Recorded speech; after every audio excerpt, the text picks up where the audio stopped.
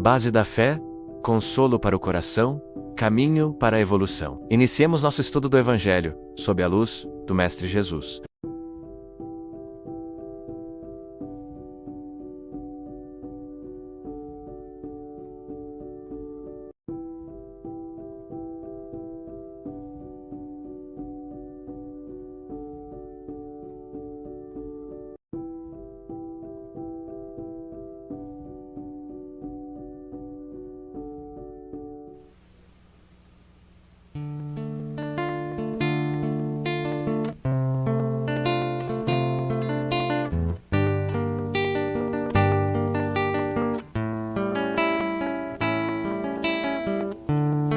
Olhe para o céu, olhe para o mar, vê que maravilhas meu Deus criou. Suba lá nos montes, olhe para os bosques, vê que maravilhas meu Deus criou. Senhor, tu és o sol que nos aquece, Senhor, tu és a lua que ilumina, Senhor, tu és a estrela que orienta, Senhor, és o caminho,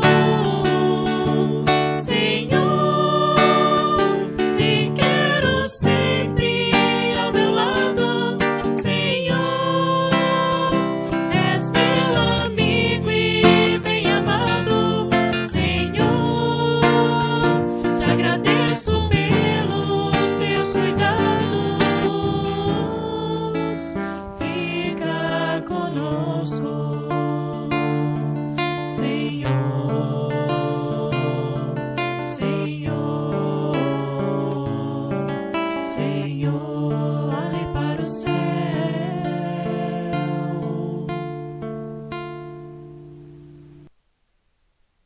Olá, que Jesus nos abençoe. É uma alegria estarmos juntos para mais um momento de estudos e reflexões sobre o Evangelho. Sejam muito bem-vindos ao nosso ambiente virtual. Queremos aproveitar para convidar você a conhecer as atividades da nossa Casa Espírita, Tratamento Espiritual para Adultos, toda segunda-feira às 19h45. Tratamento para crianças e jovens, aos sábados, às 7 da manhã. Tratamento à distância, realizado toda terceira, sexta-feira do mês. Estudos. E se você deseja aprofundar seus conhecimentos, a Global Kardec, Escola de Estudos Espíritas, acontece aos sábados, às 16h30. Venha nos visitar. Ficamos na Avenida Santa Teresa, 867, Jupiara, aqui em Campo Verde, Mato Grosso. Será um prazer receber você. Agora, fiquem com o nosso palestrante para mais um momento de aprendizado. Que Jesus nos abençoe, hoje e sempre. Boa noite, meus irmãos, sejam todos bem-vindos. Mais uma reunião pública aqui na Associação Espírita Lar Maria de Lourdes. Meu nome é Fernando, sou voluntário aqui em Campo Verde, da Casa Espírita, e hoje nós vamos estar refletindo sobre mais um trecho do capítulo 5 do Evangelho segundo o Espiritismo, Bem-aventurados os aflitos. Nesse sentido, então, para nos prepararmos, para o nosso momento de estudos juntos aqui, vamos rogar a Deus, vamos fazer a nossa prece, fechando os nossos olhos, nos concentrando na figura de Jesus, nosso amigo querido, nosso mestre amado. Vamos pedir a Ele, Senhor Jesus, abençoe a nossa noite de estudos, de reflexão, de tratamento das nossas necessidades morais, das nossas necessidades mais íntimas. Auxilia-nos, Senhor, a alcançar o propósito da melhoria íntima, da reforma interior, para que sejamos cada dia mais pessoas com mais fé, com mais esperança, com vontade de viver, a alegria de estar junto aos nossos entes queridos neste planeta, nesta terra tão querida, que o Senhor cuidou desde sempre para nós. Abençoe a cada um, fluidifica a nossa água e abençoe o nosso tratamento espiritual e o nosso trecho a ser estudado. Que assim seja. Muito bem, meus irmãos. Então, nós vamos começar aqui a nosso momento de estudos. Peço licença aqui somente para ajustarmos os nossos slides aqui, né? Tão necessários e importantes para que a gente vá acompanhando, né? Essa linha de raciocínio aqui de Kardec, do capítulo 5, Bem-aventurados os aflitos, que nós vamos tratar hoje somente de instruções espirituais. Então, esses três itens não foi Kardec que escreveu, propriamente dito, são instruções dos próprios espíritos, ou seja, pessoas como nós, que viveram, que batalharam, que lutaram aqui no planeta Terra, né, passando por aflições também, e que as superaram e vêm dar para nós conselhos, intuições, para que a gente também consiga superar as nossas aflições do dia a dia, né? Então, olha só, a melancolia, provas voluntárias, o verdadeiro silício e por termo as provas do próximo. Olha só, esses trechos tão importantes e tão rotineiros em nossas vidas. Por que que eu falo rotineiros? Vejam só se nós já não nos deparamos com alguma situação assim, ó, onde de vez em quando, né, sem uma razão específica, uma tristeza, um desânimo, né, se apodera da gente, dos nossos corações. A gente fica com o coração apertado, sem o nosso rosto até mesmo se fecha, a nossa feição se altera. As pessoas até ao nosso redor, aqueles que são mais íntimos, né, e que percebem e nos conhecem, até perguntam: o que que foi que você está triste? O que que foi que você está chateado? E a gente fala assim: não sei, acordei meio estranho hoje. Essa Kardec, né, ele organiza aqui essa mensagem espiritual lá feita, né, numa cidade chamada Bordeaux, e que esse espírito ele fala para gente que isso acontece às vezes. E o motivo disso, muitas das razões estão relacionadas à nossa própria estadia no mundo físico aqui, como aquela alma, né, que é livre e ao entrar na prisão, ela fica desanimada, fica triste, sofre um grande impacto. E olha só o que que ele fala então. Essa tristeza, essa razão, essa melancolia, né, é o nosso espírito querendo a felicidade e a liberdade, mas está preso no corpo, né? E em vão tenta sair dele. Então é um reconhecimento da nossa alma, é mais profundo do que o ser material. É a nossa alma reconhecendo que está no planeta Terra, passando por aflições, presas ao corpo físico. E ela tem saudade da liberdade, ela tem essa memória, essa lembrança de como é ser um espírito livre, né? Um espírito feliz, e busca isso no seu íntimo, né? No seu subconsciente, vamos colocar assim. E aquilo ressoma no corpo físico em forma de tristeza, em forma de melancolia. Não tem nada acontecendo, vamos dizer assim, especificamente para ocorrer aquela tristeza, né? Mas é algo que a nossa alma sente e extravasa isso através do nosso corpo físico. Como a gente não consegue ser livre, né? Voltar a essa liberdade do espírito, a mesma liberdade que a gente tinha no plano espiritual, a gente meio que desanima e cai numa tristeza, né? Mas isso deve acontecer? Isso pode acontecer, isso acontece conosco de vez em quando. Mas o nosso papel é o quê? Agir, é nos movimentar, é sair dessa inércia, né? É resistir com energia a essas sensações que são naturais. Mas, da mesma forma que a tristeza é natural na nossa vida, a alegria, né? A vontade, a perseverança, a esperança, ela também é uma rotina na nossa vida. E muito mais, a gente tem muito mais momentos felizes, momentos animadores, momentos legais na nossa existência do que propriamente tristes, né? Todo dia a gente acorda, todo dia a gente tem um trabalho, todo dia a gente tem oportunidades de fazer o bem, de ser uma palavra amiga, de ser um conforto para algumas pessoas, né, que podem estar passando por essa tristeza e a gente agora vai saber como agir. A gente tem que falar, né? Resista com energia. É natural, mas a felicidade também é natural na nossa existência e na verdade ela é o nosso meio de viver. A tristeza, ela é um breve espaço, um curto momento em relação a toda a nossa existência feliz, né? Seja corajoso diante desses momentos, dessas tribulações. Seja forte, né? Tenha coragem, vamos enfrentar, vamos superar. Já passamos por tantos outros momentos difíceis, né? Agora é só mais um, vamos seguir em frente. Cumprir a missão que Deus nos confiou, né? E olha só, algumas provas aqui que são também muito difíceis e elas têm todas por finalidade exercitar a inteligência daquele que está passando.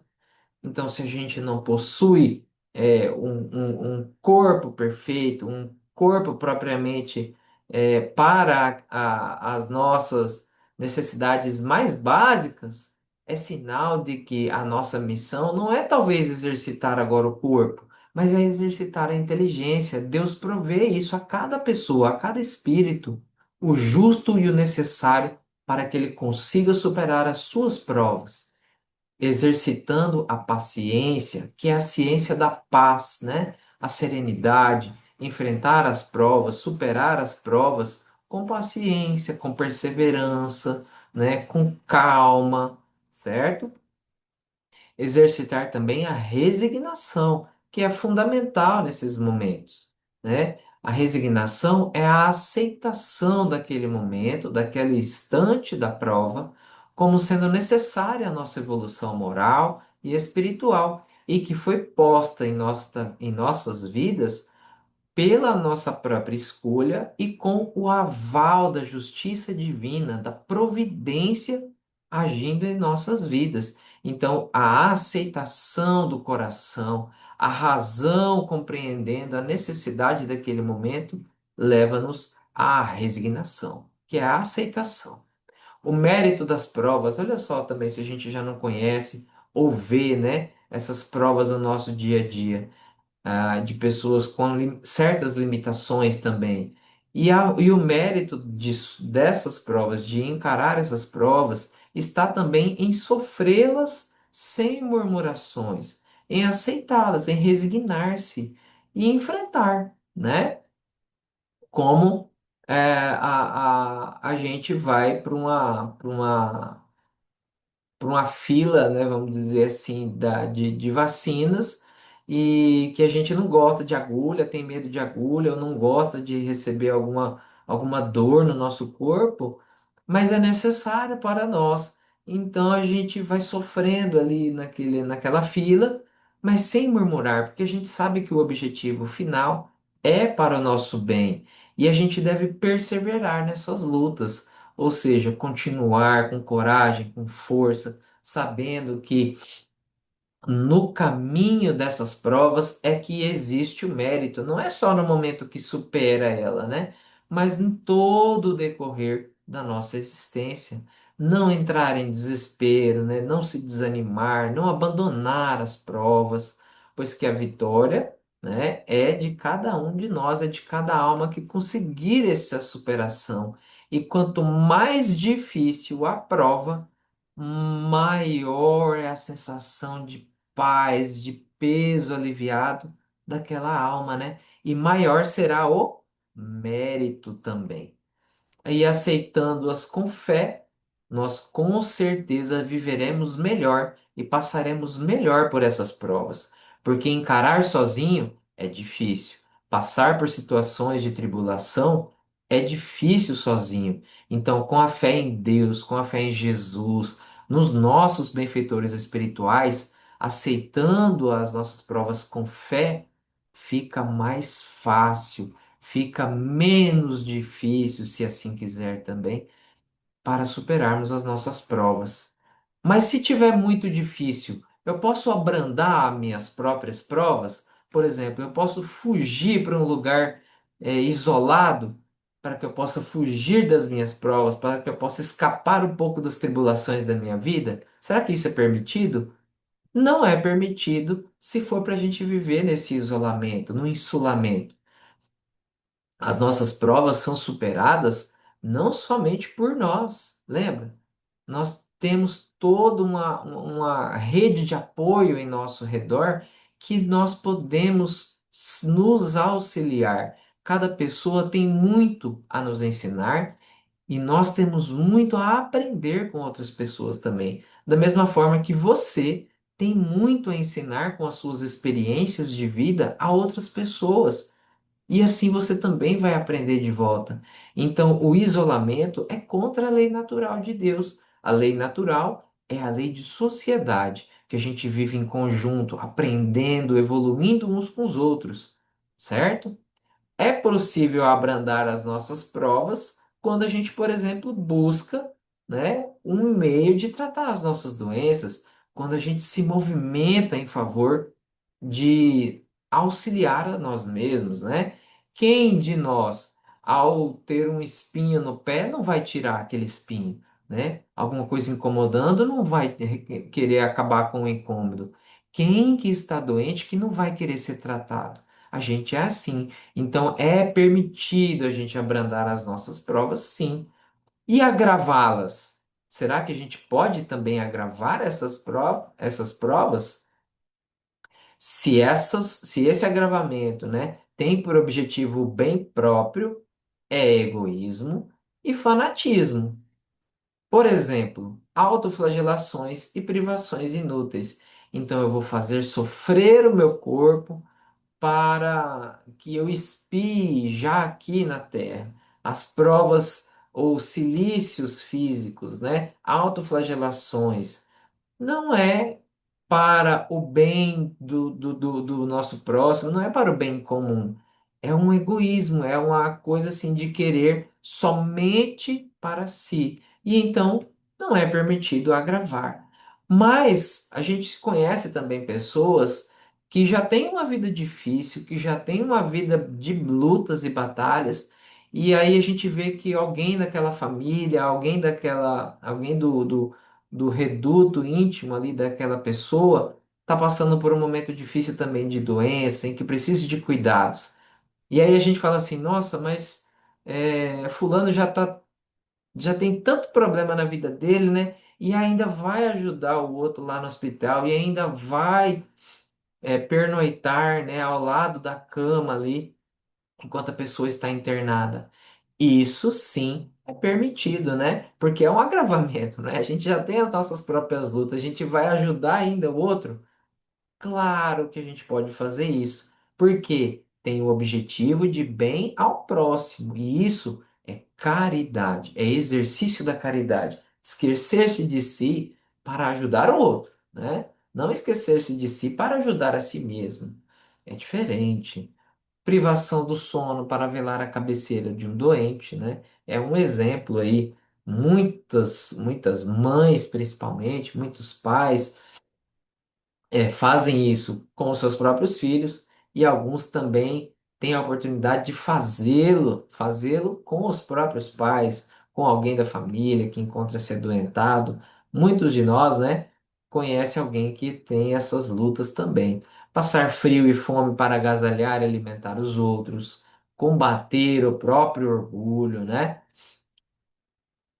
E aí vem uma última instrução espiritual, que é a respeito das provas do nosso próximo. A gente deve pôr termo às provas do próximo, por exemplo, a gente citou aí alguns que estão doentes e que a gente vai ajudá-los. Será que a gente deve pôr fim, né, a um sentimento negativo? Será que a gente deve pôr fim a uma doença, a um momento difícil da outra pessoa, né? É permitido que a gente dê um termo Mas o que a gente não pode fazer é agravar as provas da pessoa para torná-las mais proveitosas, desmerecer o seu sofrimento. Sabe aquelas pessoas que às vezes é por não saber mesmo, ou vamos dizer assim, não dar a devida importância às provas reencarnatórias da pessoa, ela fala assim: ah, não é para tudo isso, não, não sofra tanto assim, você está exagerando, sabe? A gente já deve ter ouvido isso em alguma vez na nossa vida. Ah, você está criando tempestade em um copo d'água. A gente não pode fazer isso, né? Isso é acusação. A gente está se colocando numa condição de que nós entendemos da vida do outro mais do que ele próprio, entendemos do sentimento do outro mais do que ele próprio. Isso a gente não pode fazer, né? Não deve se fazer, certo? Acusar também, né? Olha só, muita gente friamente, né? Pessoas frias às vezes tendem a ter isso como fala, ó. Não fique assim. É a justiça de Deus. Deus quis assim, né? Você não pode fazer nada a respeito. Deixe que essa justiça siga o seu curso. Olha só que frases mais fortes, né? E a gente não pode falar isso, né? Jesus consolava as pessoas. Jesus não era seco, Jesus não era frio, né? Não era assim essa pessoa que colocava o dedo na ferida da pessoa e fazia aumentar o seu sofrimento. Não, Jesus consolava. E isso deve ser o que a gente deve fazer, ó. Nós devemos pensar, como eu vou ajudar essa pessoa? O que eu posso fazer para que ela não sofra tanto assim? Como eu posso ser uma boa amiga? Como eu posso ser um bom amigo para essa pessoa? Como eu posso suavizar esse sofrimento, tornar a vida da pessoa mais leve, mais suave? Como que eu posso fazer isso? Será que não é para mim uma prova ou uma expiação eu ajudar essa pessoa a sair desse momento de sofrimento? Essa deve ser devem ser as nossas reflexões. Não acusar, não tentar achar equações para resolver de uma maneira fria e calculista a vida da outra pessoa, porque ela é um espírito, é uma alma na nossa frente, é um irmão querido e que a gente não gosta de ver ninguém querido sofrendo, em sofrimento, em aflições, né? Então a gente vai buscar meios de auxiliar, de trazer uma nova visão, de trazer um consolo a essa pessoa. E olha só a consideração final dele. Todos estamos na Terra para alguma expiação, para reparar alguma coisa. Mas o que a gente deve fazer é esforçar para abrandar a expiação dos semelhantes, de acordo com a lei de amor e de caridade, que é a lei divina, né? A justiça divina, ela está e se faz em todas as existências, todas, não só as de que creem em Deus, né? Mas em todas as vidas existe a lei de justiça. E se algo está acontecendo na nossa vida, na vida de outra pessoa, o nosso dever é auxiliar, é buscar levar um consolo, é esforçar-nos para entender aquela situação como momentânea, né, uma situação pontual dentro de uma linha eterna da existência e jamais nos entregar ao sofrimento, porque Jesus dizia que bem-aventurados os aflitos, aqueles que passam por aflições e sofrem sem murmúrio, e sofrem com resignação, sabendo o motivo daquilo que é para o bem da sua alma, e não do corpo físico, é o bem da alma. Isso levará cada pessoa ao estado de bem-aventurado, que é um estado de felicidade plena, de dever cumprido, né, de todas as provas superadas, certo? E olha só o que Jesus disse para nós também. Portanto, não vos inquieteis com o amanhã, pois o amanhã se inquietará consigo mesmo. Basta a cada dia o seu mal. Então, vivamos hoje com os nossos olhares para a vida futura? Sim, mas a gente não se inquietar, não nos desequilibrar, não ficarmos vivendo no futuro ou vivendo no passado, sendo que nossa missão é hoje, é agora. Não sofrer, não ser melancólico, mas também não ser ansioso, né? Não ficar trazendo o sofrimento do futuro ou relembrando os sofrimentos do passado. Basta a cada dia a sua aflição, a sua prova, que é hoje, e que Jesus está do nosso lado para que a gente viva melhor hoje, para que a gente viva melhor amanhã também, no futuro nosso, após superarmos todas as nossas tribulações, as nossas provas e expiações, com fé, com esperança em Deus, na vida futura, em Jesus, e utilizando-se da doutrina espírita para entender melhor essas relações das nossas vidas e também viver melhor as nossas experiências atuais, né? Então, dessa forma, nós vamos encerrando mais um momento de estudos e na semana que vem nós retornamos para mais um momento de reflexões do Evangelho à luz da doutrina espírita. Todos fiquem em paz, fiquem com Deus. Nos preparemos para o momento do passe e fluidificação das águas. Coloque um recipiente com água limpa para ser fluidificada.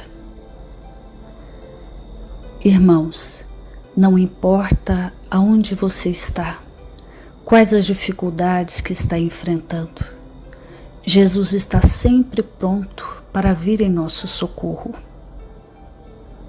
Coloque-se de maneira confortável, que lhe facilite a concentração e a receptividade. Respire lenta e tranquilamente. Inspire, expire. Inspire, expire. Encha seus pulmões de ar e solte bem devagar. Deixe que energias de tranquilidade e paz penetrem seus pulmões, circulem por todo o corpo. Sua alma, em harmonia com o corpo, se sente tranquila e em paz. Mentalizemos a passagem de Jesus. Dia claro, os raios dourados do sol iluminam a paisagem alegre de Cafarnaum. Casario branco, trepadeiras multicoloridas e pássaros saltitantes enchem a paisagem de otimismo. A notícia das curas atraía a multidão dos necessitados. Subitamente Jesus aparece, esguio e belo. A túnica desce-lhe até os pés. Ao pôr do sol, todos os que tinham doentes atingidos de males diversos traziam-nos, e ele, impondo as mãos sobre cada um, curava-os. Assim narra o evangelista Lucas. Mentalize Jesus se aproximando de você. Ele impõe as mãos amigas sobre a sua cabeça.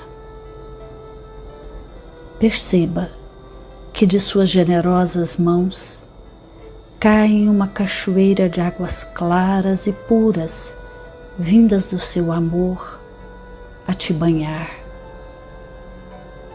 Derramam-se em sua cabeça, descem pelos ombros, banham todo o seu ser, te trazendo paz, serenidade, equilíbrio.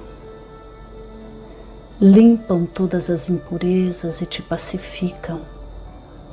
Sinta estas águas te banhando, limpando. Respire. Mentalize agora Jesus como sol diante de você. Sua luz, seu calor te envolvem. Sinta as energias curadoras que emanam do Cristo em sua direção. Ele ouve as suas preces. Confie nele. Seu amor é infinito e te acompanha e protege, oferecendo de tudo o que necessitas. Confie. Absorva as energias curadoras de Jesus. Sua luz te envolve. Sinta essas energias percorrendo todo o seu corpo. Sinta-se fortalecido e em paz. Senhor Jesus, divino amigo, estende as tuas mãos generosas, Senhor, e transforma estas águas em remédio para os nossos males físicos e espirituais. Guarda-nos, Jesus, em sua paz.